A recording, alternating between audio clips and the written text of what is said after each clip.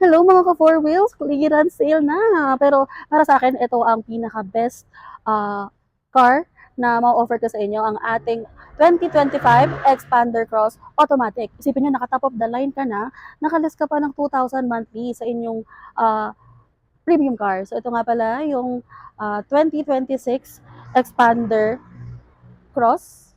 Pero halos same lang din naman ng exterior design ng ating 2025 year model.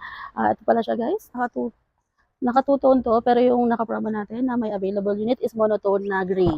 So ito nga pala ang kanyang interior design. So yan guys, tingnan nyo naman yung leather finish na almost black series look na siya, na maroon. And same lang din po siya ng head unit na ganito kalaki, 12 inches. And sa dashboard. And guys, meron din naman po ang 2025 year model natin na cruise control. Ang nawala lang din po sa kanya is itong wireless charging port. Pero pwede pa rin naman po tayo mag-USB and Type-C. And sa second row naman din po natin, almost the same in third row po. Dito pa rin po yung lower ng aircon natin for the second row. Na apat na po yan. Para dalawa dito sa second row, dalawa din po sa third row.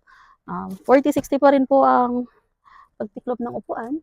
So, for me, best buy pa din po ang ating top of the line Expander Cross for only 25,000 monthly amortization galing 27,000.